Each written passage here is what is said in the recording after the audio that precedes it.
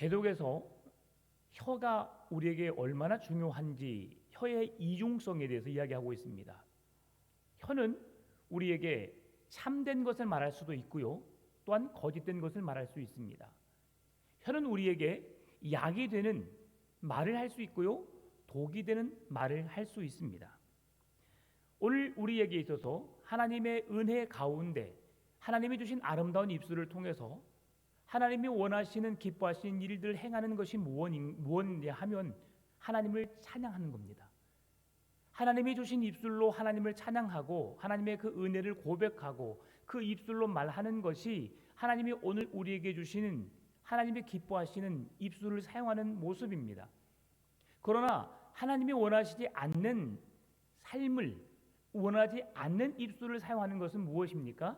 우리의 입술로 악독한 것을 말하고 비방의 말을 하는 것이죠. 하나님을 찬송하는 입술로 독이 되고 한 영혼을 해하는, 하나님이 세우신 하나님의 형상을 따라 지음받은 한 사람을 죽이는 그런 악한 말을 하는 것을 성경이 금하라라고 말씀해주고 있는 겁니다. 오늘 본문의 9절 10절 말씀 보면 이것으로 우리가 주 아버지를 찬송하고 또 이것으로 하나님의 형상대로 지음받은 사람을 저주하나니 한 입에서 찬송과 저주가 나오는도다. 내 형제들아, 이것이 마땅하지 아니하니라라고 말합니다. 어떻게 한 입에서 찬송이 나오고 저주가 나올 수 있느냐는 말씀이죠. 찬송은 인간이 할 수 있는 가장 고귀한 일이 우리 입술을 통해서 나타나는 하나님의 영광을 찬송하는 겁니다.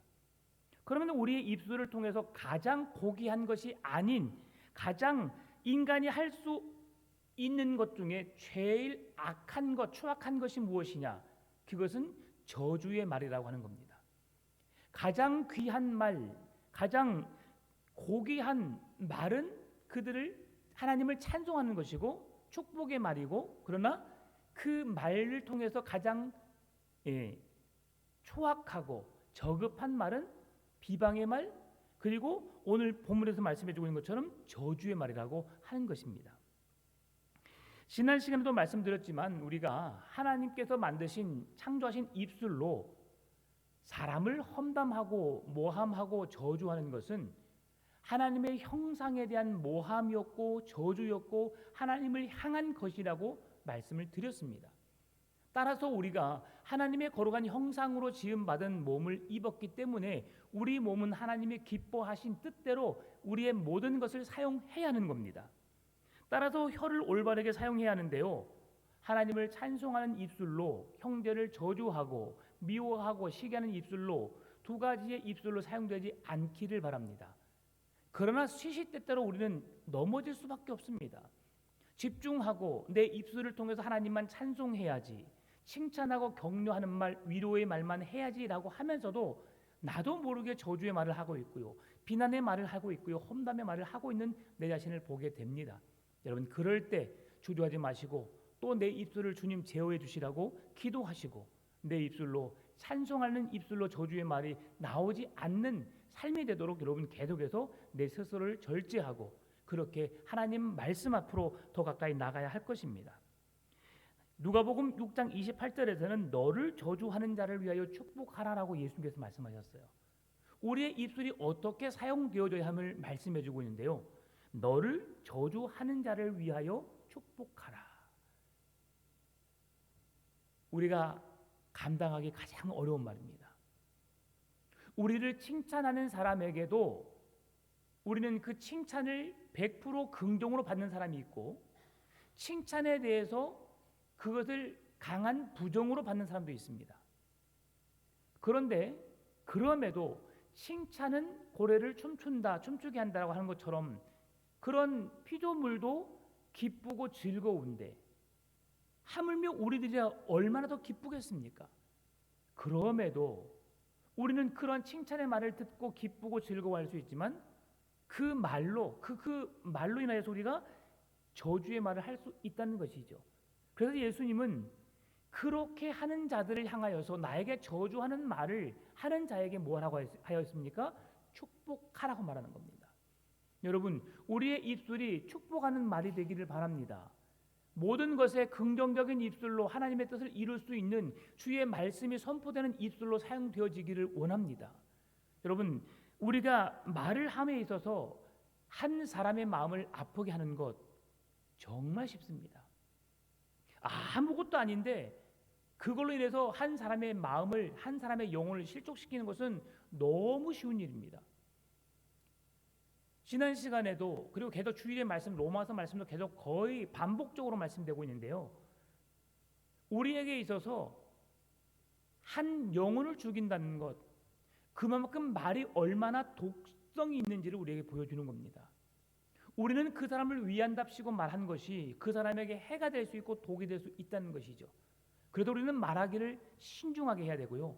그래서 성경은 말하는 것보다 말 듣기를 즐겨하라고 말씀하는 것이죠. 왜 그렇습니까? 우리의 입술을 통해서 죄를 범하지 않게 하기 위함이죠. 오늘 본문에서 11절 12절에서 말씀합니다. 샘이 한 구멍으로 어찌 단물과 쓴물을 내겠느냐? 내 형제들아 어찌 무화과 나무가 감람 열매를, 포도나무가 무화과를 맺겠느냐? 이와 같이 짠 물이 단물을 내지 못하느니라. 하나님이 창조하신 우리의 입술이, 우리의 입이 어떻게 사용되어야 함을 말씀해 주는 겁니다. 한 우물에서 어떻게 단물과 짠물이 날 수 있느냐? 어찌 나무에서, 무화과 나무에서 감람 열매를, 포도나무가 무화과를 맺겠느냐라고 말씀하는 것이죠. 여러분, 그럴 수 없습니다.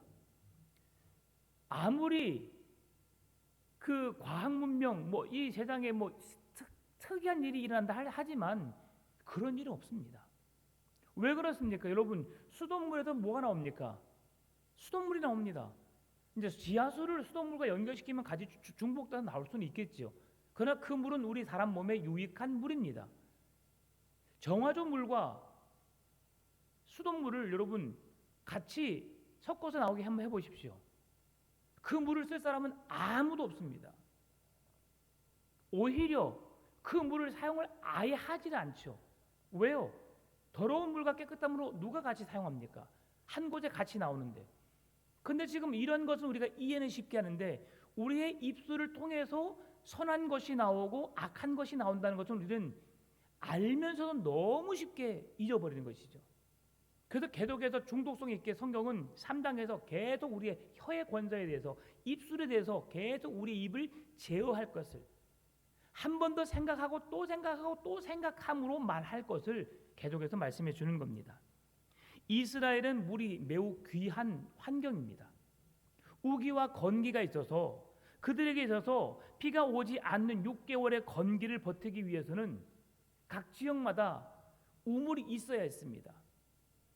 우물이 없이 그들이 살아갈 수 있는 것은 뭐냐면 새벽 이슬과 같은 은혜가 그들에게 생명이 자라게 하고 소생케 하는 은혜를 주셨지만 그것으로는 턱없이 부족합니다. 그래서 그 유목 생활했던 그 조상들은 끊임없이 목초지를 찾기도 했었고 수없이 우물을 파기도 했습니다. 여러분, 지금도 우물 파기는 결코 쉽지 않지요. 수맥 탐지기를 통해서 물의 맥을 찾는다고 하지만 그 맥을 제대로 찾지 못해서 다시 파는 경우가 있고요. 정말 좋은 수맥이지만 안반수를 뚫지 못해서 그 수맥을 끌어올리지 못하는 경우도 있습니다. 근데 이 당시에도 이 우물을 파는 데 있어서요, 저는 그냥 우물을 조금만 삽질하면 되겠다 생각했는데 당시에 무슨 그렇게 좋은 삽이 있었을까 지금처럼? 그럼에도 불구하고 엄청난 깊이를 팠다고 해요. 고고학자들에 의하면 한 150m 정도를 팠다고 하는데 어마어마한 높이, 그 깊이입니다. 여러분 보세요. 이삭이 그랄 골짜기에서 아브라함이 주었던 골짜기 그 이삭의 그 우물을 받았습니다. 메웠다가 다시 파는데 물이 솟아났습니다. 그 목자들이 다투게 되니까 또 다시 옆에 가서 우물을 팠습니다. 그리고 또 그것도 또 싸우니까 어떻게 됐습니까? 또 다시 했습니다.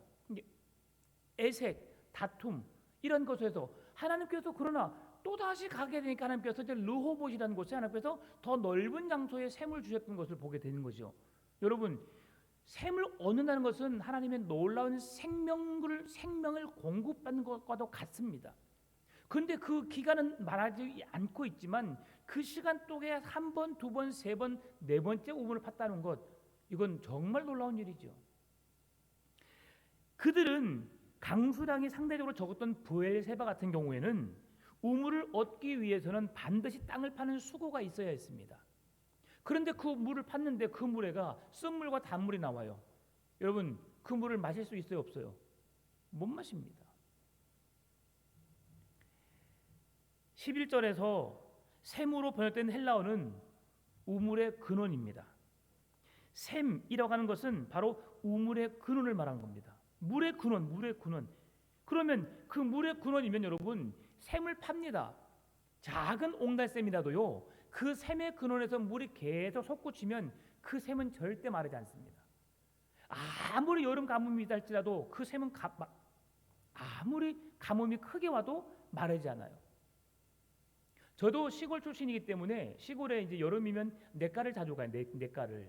근데 가다 보면 저희 동네하고 냇가하고 한 중앙에 작은 샘이 있어요. 정말 이만한 샘이 있어요. 근데 그 샘을 보게 되면 그 모래 같은 그 밑에서 막 솟구쳐 올라온 것을 보게 되죠. 근데 그 샘은 안 멈추더라고요. 그래서 저희들은 그것이 살짝 그 굴 같은 속에 들어 있다 보니까 시원해요. 아주 시원합니다. 냇가에 가면서도 먹고 오면서도 먹는 그런 생수로 또 우리에게 좋은 역할을 했었던 것이죠. 지금은 이제 안 가봐서 모르겠습니다. 어떻게 됐는지 그것이 다 개발되어 버려 가지고 어떻게 그것이 아마 사라졌을 것 같습니다. 길도 다 이제 크게 다 나버리고 했기 때문에. 근데 샘의 근원은 우리가 너무 귀하게 여기는 거죠. 늘 말씀드리지만 한강의 샘의 근원지는 강원도 산골에 한 우리 성가대성만한 그 샘에서 그 물줄기의 발원지가 생겨납니다.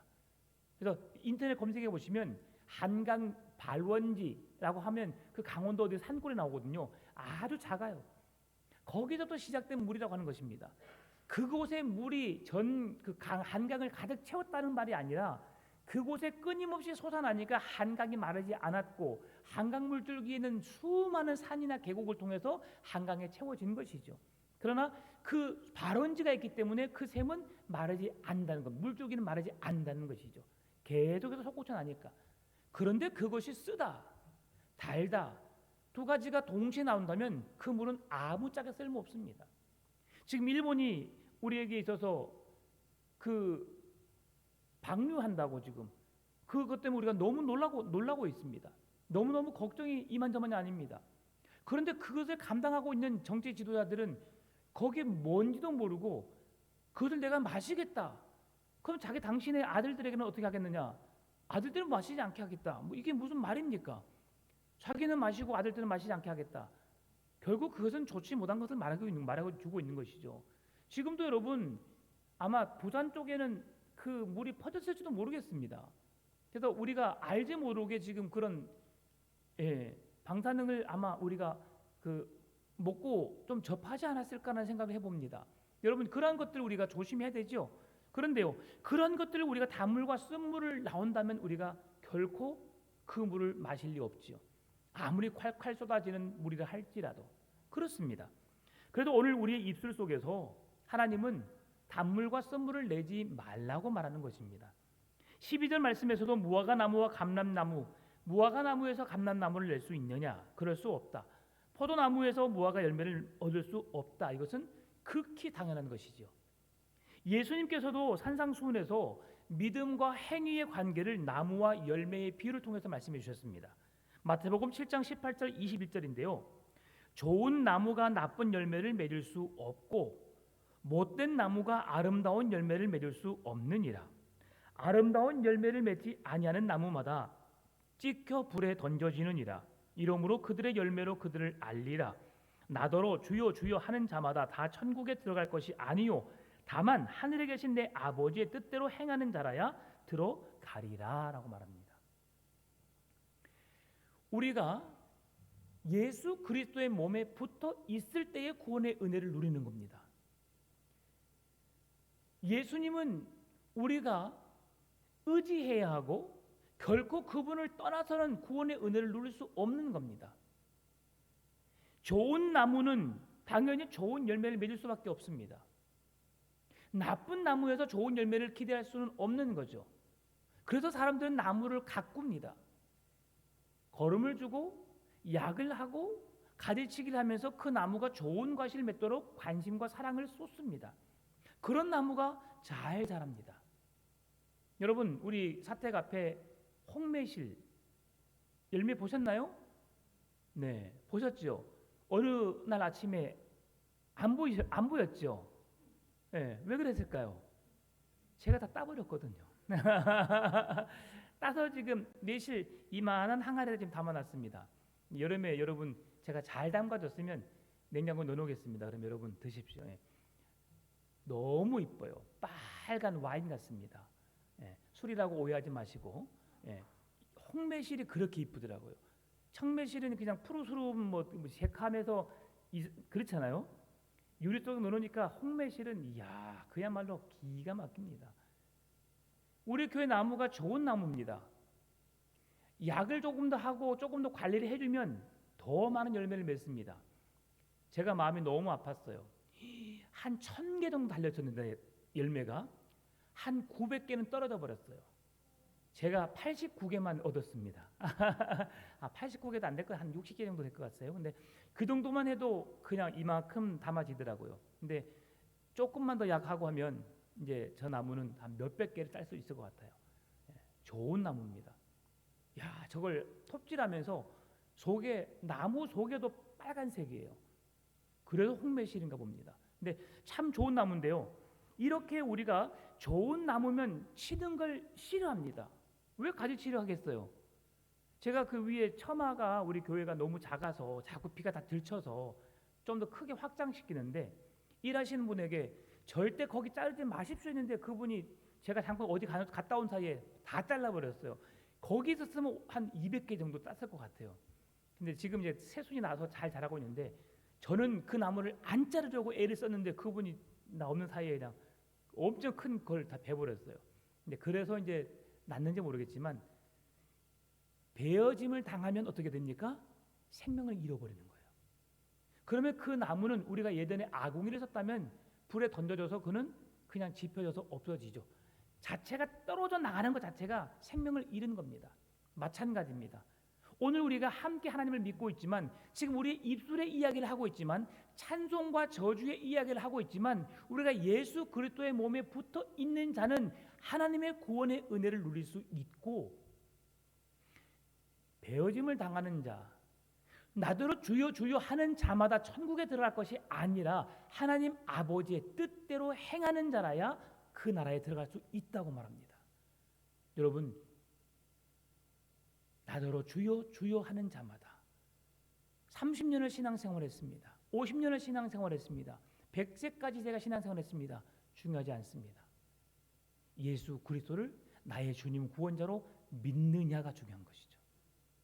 예수 그리스도의 몸에 붙어 있느냐가 중요한 겁니다.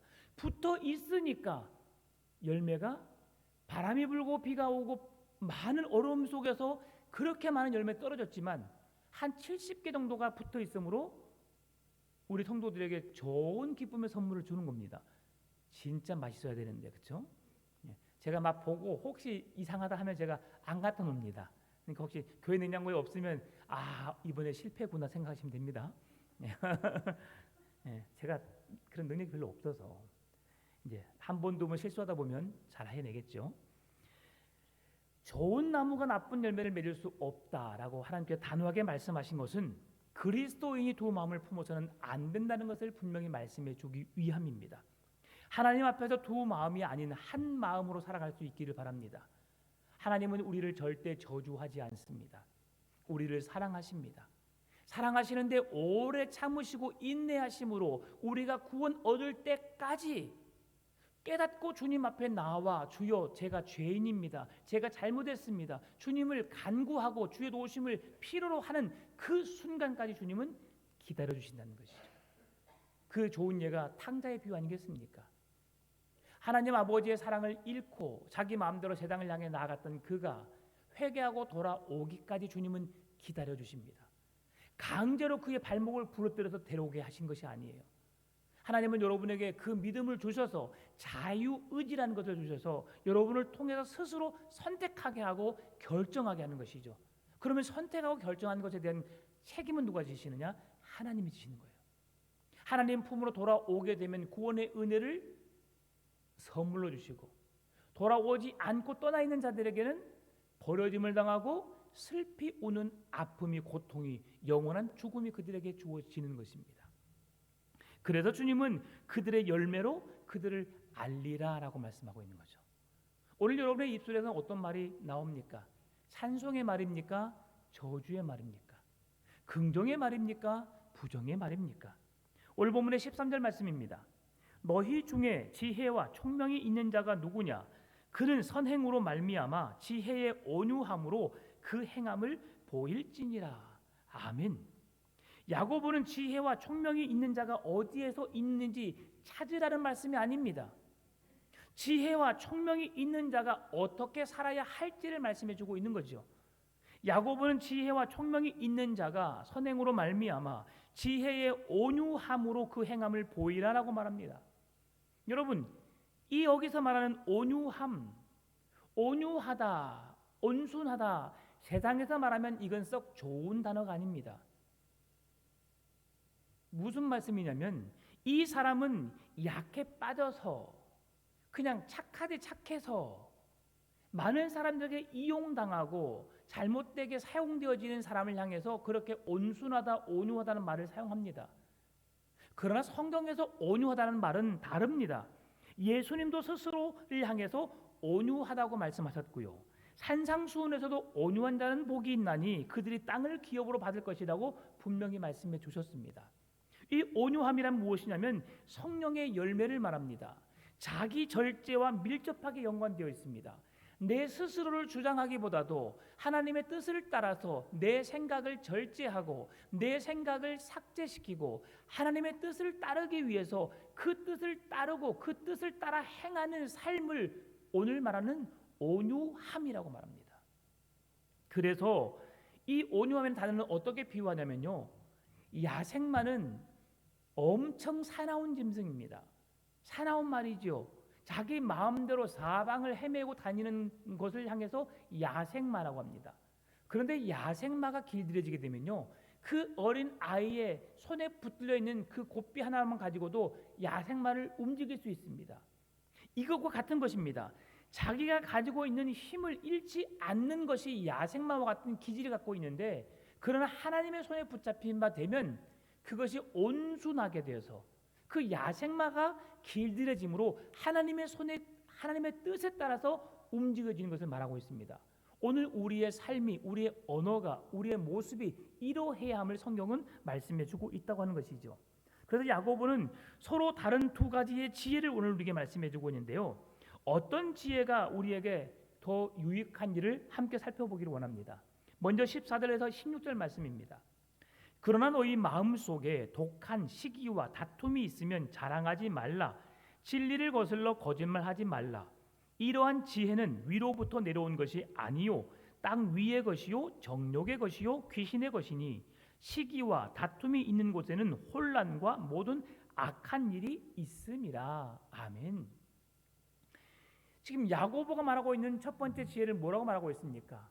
위로부터 내려온 지혜가 아니라 아래로부터 온 것이라고 말씀하고 있습니다.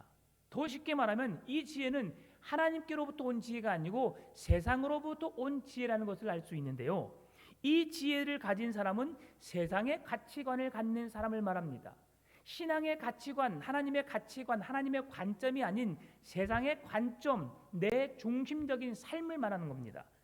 육체적인 욕구를 따라서 자기 이 지혜를 가진 사람은 마귀의 권세를 따라 그 영향력 아래 살아가는 사람임을 말해주고 있는 겁니다. 그래서 오늘 우리가 하나님의 형상으로 지음받은 우리들이지만 한 입에서 저주의 말과 시기와 다툼의 말과 여러 가지 자랑하는 그런 일들이 나타나는, 거짓말하는 것이 나타나게 되는데 이것은 사탄, 마귀가 주는 것이라고 말합니다. 그래서 독한 시기는 무엇입니까? 잘못된 열심에서 나오는 적대심을 말합니다. 이는 분한 마음을 품어서 다른 사람을 미워하는 것을 말합니다. 시기가 아닌 독한 시기, 우리가 그런 마음을 아주 독하게 먹으면, 그 한 예로 여자가 온유월에도 한을 품으면 땅에 뭐가 맺힌다고요? 허리가 맺힌대요. 어떤 마음을 뭐 독한 마음을 먹으면 이게 현실입니다, 여러분. 얼마나 무서운지요. 사람이요, 이것이 아무것도 아니라고 생각하면 문제되지 않습니다. 그런데 사단은 아무것도 아닌 것을 문제로 여기게 만듭니다. 그냥 지나가면 아무것도 아닙니다. 근데 그것을 한 번 더 생각하게 하고, 한 번 더 말하게 하고, 한 번 더 따지게 하고, 그러면서 그것을 물고 늘어지면 그 말에 꼬리에 꼬리를 물다 보면 결국 사람의 마음을 아프게 하는 것이죠. 이러한 지혜의 특징을 14절은 독한 시기와 다툼이라고 말씀합니다. 이처럼 세상의 지혜는 독한 시기와 다툼으로 나타나고 있음을 성경이 말씀해 주는 겁니다. 다툼은 자기의 이익을 위해서 무엇이든지 하려고 애쓰는 것을 말합니다. 더 높은 위치로 가기 위한 야망, 이것을 다툼이란 단어를 사용해서 성경은 말하고 있습니다. 이 두 가지 마음은 사람의 이기적인 마음을 표현해주고 있습니다. 독한 마음, 다툼은 사람의 이기적인 마음을 말해주고 있는데요, 자기 중심적, 자기 우선시하는 그런 마음의 상태로부터 나오는 결과물임을 말씀해 주는 겁니다. 따라서 오늘 우리는 독한 시기와 다툼이 있는지 우리 자신을 살펴봐야 합니다. 우리의 마음에 시기와 악독이 가득하다, 비방하고 험담하고 우리의 말에 저주의 말이 나온다 라고 하는 것은 내가 마귀에 의해서 지금 내 입술이 움직여지고 있구나라고 생각하시면 됩니다. 그 뒤에 이어지는 것이 이제 무엇입니까? 17절 18절 말씀입니다. 오직 위로부터 난 지혜는 첫째 성결하고, 다음에 화평하고, 관용하고, 양순하며 긍휼과 선한 열매가 가득하고, 편견과 거짓이 없나니 화평하게 하는 자들은 화평으로 심어 의의 열매를 거두느니라. 아멘. 우리가 읽었던 13절, 14절, 15절, 16절, 이것은 바로 하늘에 있는 위로부터 온 것이 아니고 아래로부터 온 것이라고 말씀했습니다. 그래서 아래로부터 온 것이 무엇이냐? 그것은 시기와 다툼, 독한 마음을 갖게 품게 하는 건데, 이것은 귀신의 것이라고 했습니다. 그래서 이런 것이 어떤 유혹이었느냐? 하나님께서 창조하신 창조물에게 도전을 하는 겁니다. 하나님에 향한 시기했던 마음을 우리에게 보여주는 예가 성경에 세 가지가 나타납니다. 더 많지만 제가 세 가지만 말씀드리면, 첫 번째로 욥이죠. 욥은 동방의 의인입니다. 하나님을 향한 온전한 믿음으로 그의 가정, 재산, 자녀들 다 없어지고, 아내가 자기를 저주하고 자기의 몸에 악성 종기가 났음에도 불구하고 그는 하나님을 원망하지 않았습니다. 온전한 믿음으로 주를 바라볼 수 있었던 것이죠. 그런데 그를 그렇게 만들었던 자가 누구입니까? 사단 마귀입니다. 그를 시험하여 하나님과의 관계를 멀어지게 하는, 깨뜨리려고 했던 그 권세가 누굽니까? 사단 마귀라고 하는 겁니다. 또 다른 사람이 있습니다. 사단은 예수님의 마음을 부추겼습니다.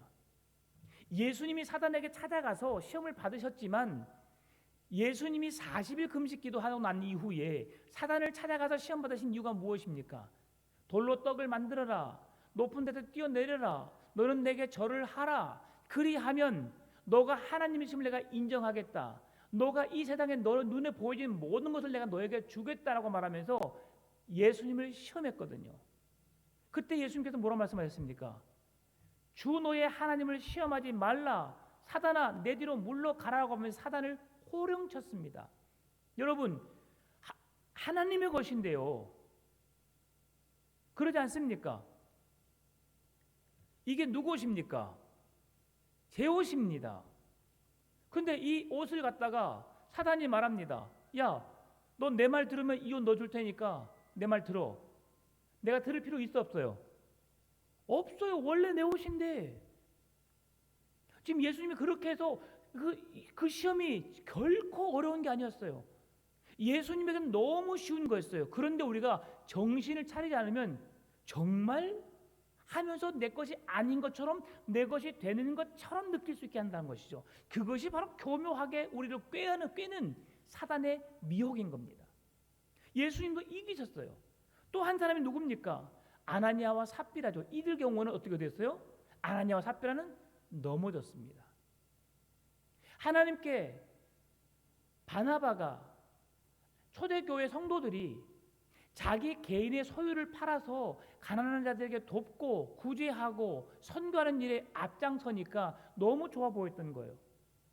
그래서 그들 또한 그 선한 마음으로 주님의 영광을 드러내기 위해서 주님의 사역에 동참하고 싶어서 그 가진 것을 팔았습니다. 근데 팔고 보니까 뭐가 생겼어요? 욕심이 생긴 거예요.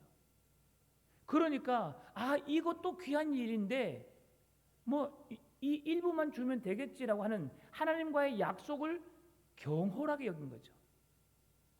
하나님께서 그것을 아시고 어떻게 하셨어요? 그들의 영혼을 잠들게 하셨어요. 성령을 회방하였기 때문에, 거짓을 말했기 때문에. 이걸 누가 꾀했을까요? 사단 마귀가 깬 거예요. 괜찮아, 그것만 줘도 돼. 괜찮아, 그것까지만 해도 돼. 괜찮아, 잘하고 있어. 다독입니다. 여러분, 사단의 말과 하나님의 말을 구분해 들을 수 있는 지혜를 얻기를 바랍니다. 그래서 영적인 분별력을 가져야 되는 거예요. 이것이 하나님의 뜻일까, 아니면 하나님 이건 내가 원하는 것일까를 분명히 구별해야 됩니다. 하나님이 원하시는 것, 하나님이 기뻐하신 것이 무엇인가를 말씀을 통해서 깨달으셔야 됩니다. 그것이 하나님의 온전한 뜻을 우리가 분별해낼 수 있는 것이죠. 그래서 위로부터 난 지혜는 8가지입니다. 첫 번째로 성결함입니다. 성결함으로 번역된 헬라어는 경외함을 일으키는 것이란 뜻입니다. 교회 밖에서 종교적인 용어로 사용되었던 것인데 신약 성경에는 죄가 없다라는 의미로 사용되었습니다.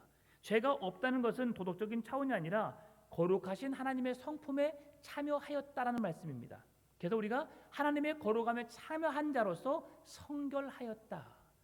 예수 그리스도의 보혈에 의하여서 우리가 죄인된 우리가 거룩함에 참여함으로 성결함의 은혜를 입게 되었다. 성결한 자로 살아가는 자가 하나님의 위로부터 난 지혜를 따라 사는 사람임을 성경은 말씀해 주는 겁니다. 두 번째로 화평을 말합니다. 하늘로부터 오는 지혜를 얻는 사람들은 주위에 있는 모든 사람에게 화평합니다. 여러분이 있는 곳에 많은 사람들이 몰린다면 그 사람 참 복스러운 사람입니다. 나의 집에 나에게 사람이 자꾸 찾아온다는 것은 그 사람은 잘 살고 있는 사람입니다. 여러분 생각해 보십시다. 여러분 그 사람을 만나는데 늘 불편해요. 그 사람에게 가면 자기 자랑만 하고, 그 사람에게 가면 내가 괜히 소외되고 내가 괜히 못난 것 같고 힘이 들어요. 그 사람만 만나면. 그러면 여러분 그 사람 만나러 가야 한가요? 안 갑니다. 왜요? 가면 상처받고 가면 힘든데 왜 가겠어요? 그런데 별것 없어 보이는데 그 사람한테 가면 그냥 즐거워요. 행복해요. 국수라도 얻어 먹어요. 여러분 어떻게 해요? 그 사람 가야 안 가요? 갑니다. 가끔 내가 10번에 한 번 사더라도 9번 얻어 먹으면 가요 안 가요? 갑니다. 내가 뭔가 유익이 있어서 가는 것도 있지만 그 사람과 가면 내 마음이 편하거든요. 행복하거든요. 즐겁거든요. 별일이 없어도 그냥 기분이 좋거든요. 그게 뭡니까? 화평함입니다.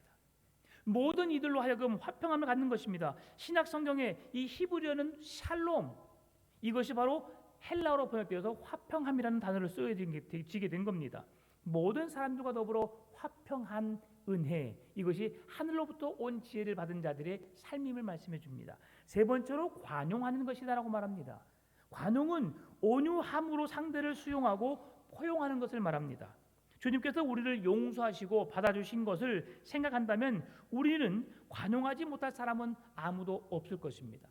왜 그렇습니까? 예수님이 우리를 용서해 주셨는데, 하나님이 예수님까지 우리에게 희생하셔서 우리를 구원하시기 위해서 우리에게 그 사랑을 베풀어 주셨는데 우리가 관용하지 못할 사람이 어디 있겠습니까?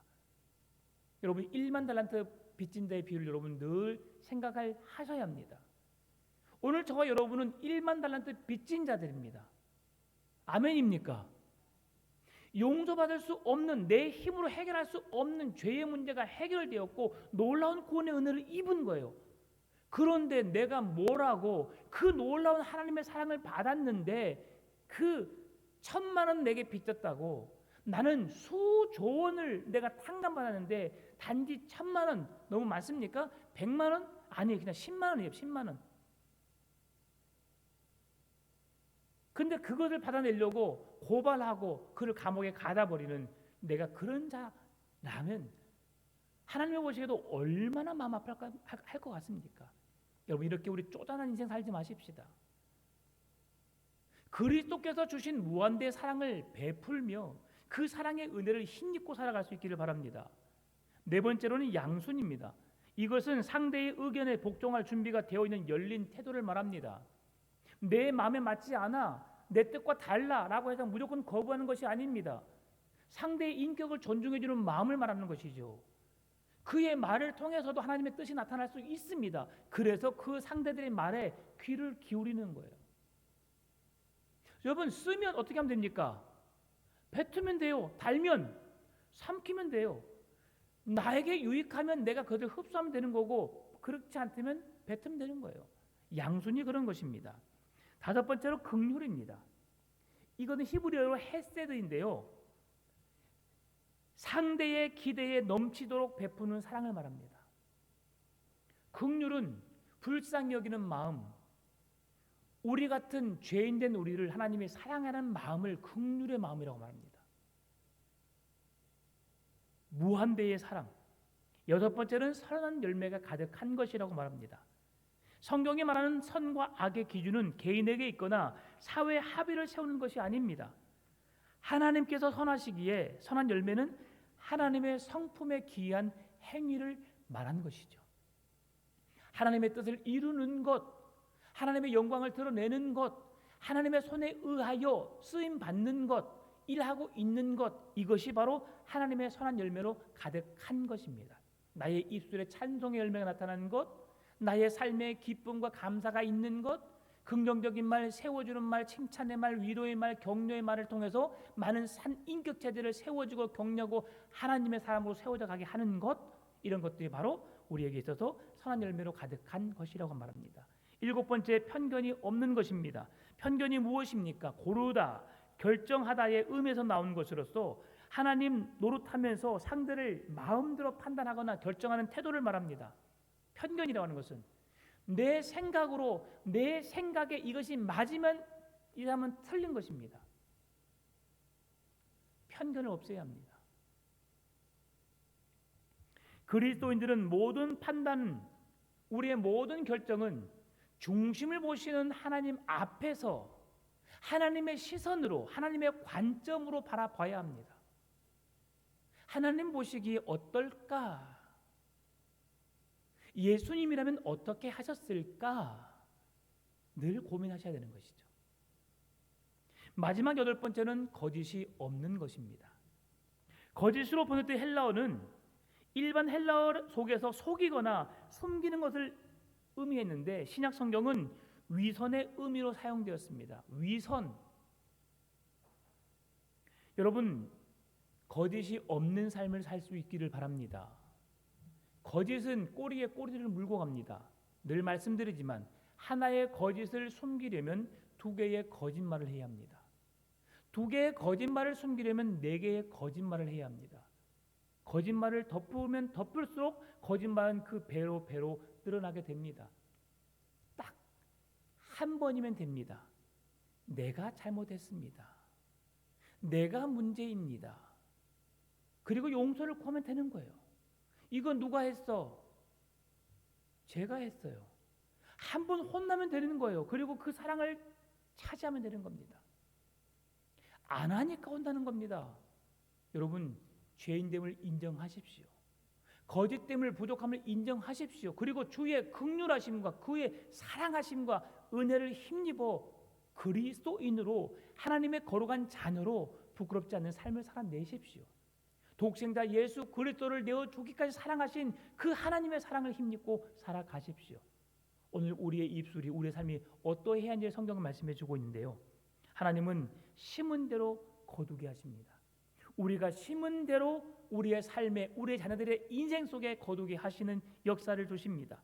열매로 그들을 알리라는 주님의 말씀처럼 우리의 언행이 우리의 열매를 통해서 나타나게 될 것인데, 여러분, 우리가 우리의 인생에 만족하지 못한다면 우린 지금 잘 살고 있지 않은 겁니다. 교회 밖에 사람들에게 우리가 보여줄 수 있는 그리스도는 우리의 언행을 통해서 보여줄 수 있는 겁니다. 교회를 다니는 행위가 아닙니다. 사람들과의 관계 속에서 어떤 말을 하고 어떤 행동을 하고 어떤 결정을 하는 것에 그들은 시선을 우리에게 향하고 있습니다. 그럴 때에 용서할 수 없는 자에게 용서를 베풀고 이해할 수 없는 까지도 이해해주고 관용과 사랑과 양순과 여러 가지 많은 하나님의 성령의 열매들로 그들 앞에 보이게 되면 그들은 우리의 삶에 감동을 먹게 되고 우리의 삶을 통해서 예수님을 보게 될 것입니다. 오늘 여러분의 입술을 통해서 성령의 열매를 맺어가고 찬송하는 입술로 저주하지 않기를 바랍니다. 예수 그리스도를 닮아가는 그 은혜 속에 거하시는 모든 말과 행실의 예수 그리스도를 드러내는 거룩한 삶이 되시기를 주의 이름으로 축원합니다.